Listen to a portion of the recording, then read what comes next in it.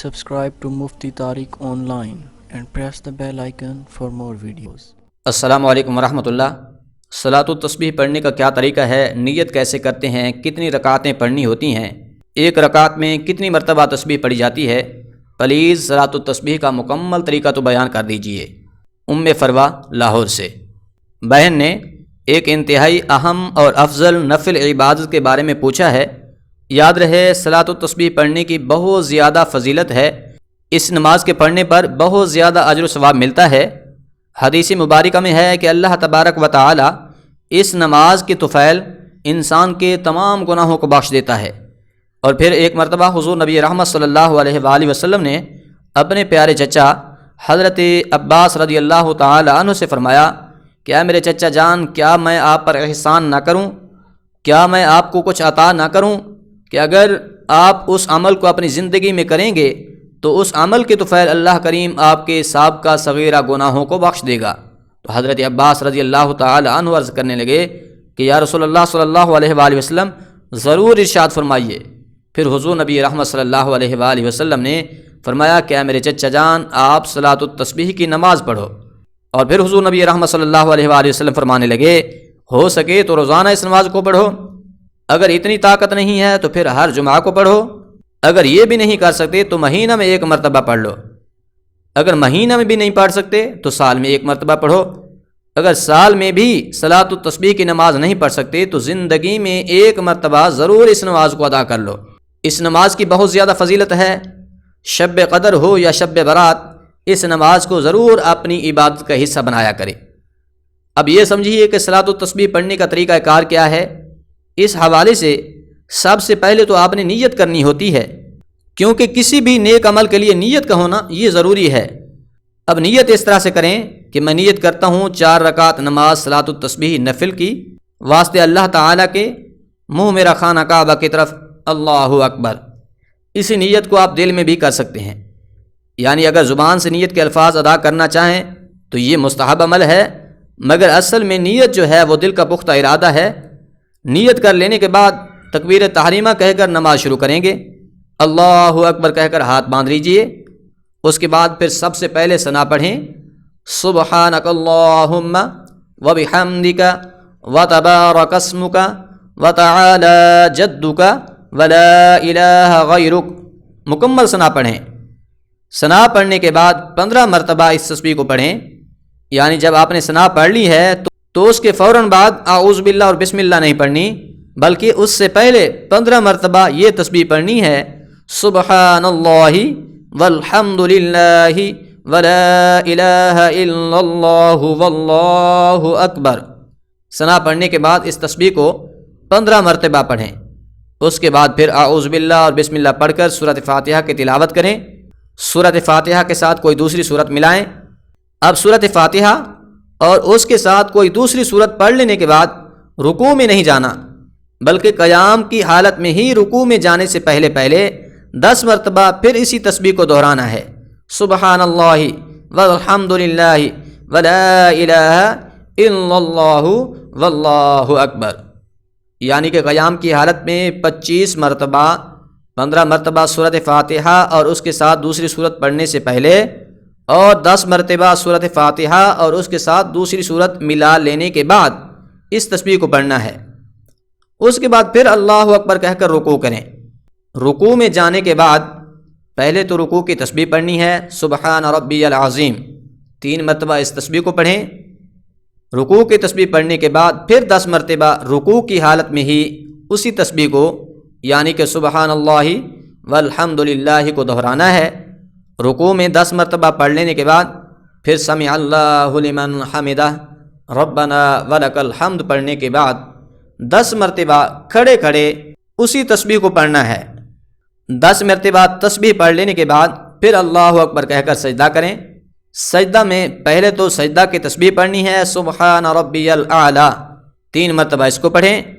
اس کے بعد پھر 10 مرتبہ سبحان اللہ والحمد للہ ولا الہ الا اللہ واللہ اکبر کو پڑھیں۔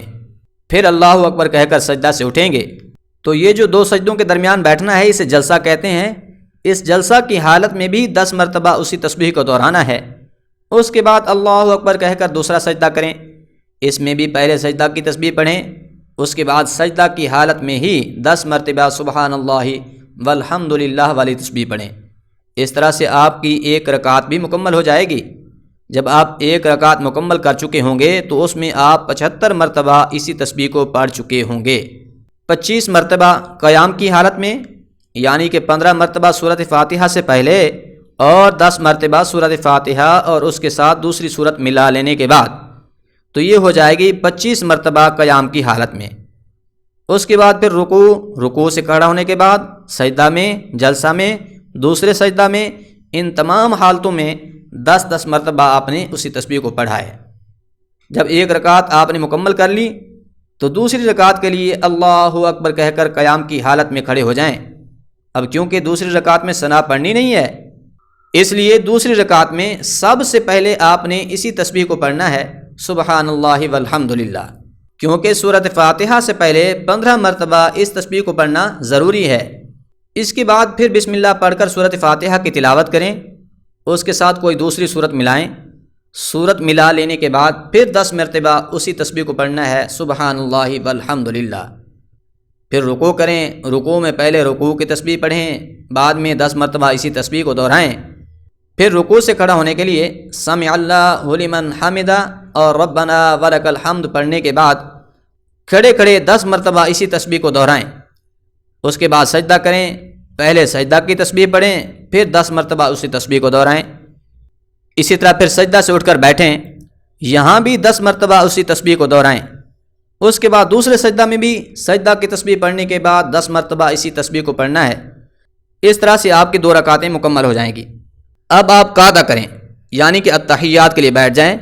اس میں التحیات، درود اور دعا پڑھ کر تیسری رکعت کے لیے پھر کھڑے ہو جائیں، یعنی جب دوسری رکعت میں التحیات کے لیے بیٹھنا ہے تو اس میں التحیات، درود اور دعا تینوں چیزیں پڑھنی ہیں۔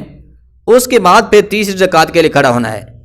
اب اس تیسری رکعت کو ثنا سے شروع کرنا ہے، یعنی جس طرح پہلی رکعت کو آپ نے ثنا سے شروع کیا تھا اسی طریقے سے ہی تیسری رکعت کو بھی ثنا سے شروع کرنا ہے۔ ثنا پڑھنے کے بعد پھر 15 مرتبہ سبحان اللہ والحمد للہ ولا الہ الا اللہ واللہ اکبر پڑھیں، پھر اعوذ باللہ اور بسم اللہ پڑھ کر سورۃ فاتحہ کی تلاوت کریں، اس کے ساتھ کوئی دوسری سورت ملائیں۔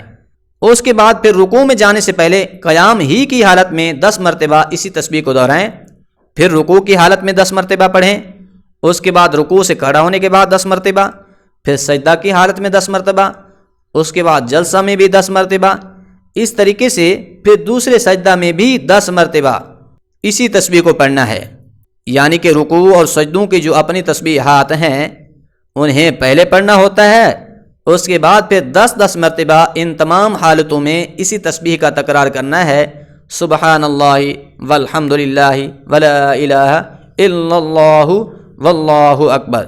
یہ آپ کی 3 رکعتیں مکمل ہو جائیں گی۔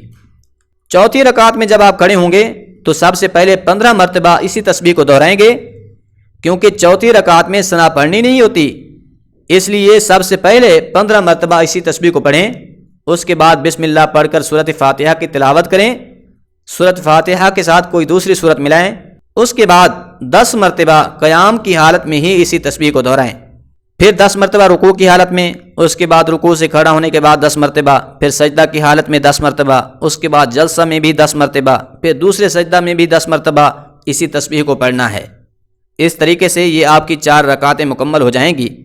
جب آپ اس طرح سے اپنی 4 رکعت نماز مکمل کر لیں گے تو جو تسبیح پڑھی جاتی ہے اس نماز میں وہ آپ 300 مرتبہ پڑھ چکے ہوں گے، کیونکہ 75 مرتبہ ایک رکعت میں پڑھنی ہوتی ہے، تو جب آپ 4 رکعت میں 75 مرتبہ کر کے پڑھیں گے تو یہ 300 بار پوری ہو جائے گی۔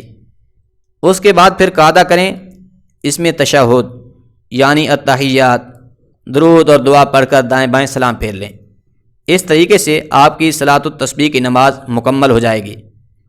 اب اس ساری گفتگو کا خلاصہ یوں سمجھیے کہ قیام کی حالت میں سورۃ فاتحہ سے پہلے 15 مرتبہ اور سورۃ فاتحہ اور اس کے ساتھ دوسری سورت ملا لینے کے بعد 10 مرتبہ، اسی طرح قیام کی حالت میں یہ 25 مرتبہ تسبیح ہو جائے گی، اور پھر رکوع سے کھڑا ہونے کے بعد سجدہ میں، سجدہ سے اٹھنے کے بعد دوسرے سجدہ میں، ان تمام حالتوں میں 10 مرتبہ یہ تسبیح پڑھنی ہوتی ہے۔ اس طرح سے 4 رکعت میں 300 بار تسبیح پڑھی جائے گی۔ جب یہ نماز پڑھ لیں تو آخر میں دعا ضرور کریں۔ امید ہے بات سمجھ آ گئی ہوگی۔ اللہ کریم عمل کرنے کی توفیق بخشے، آمین۔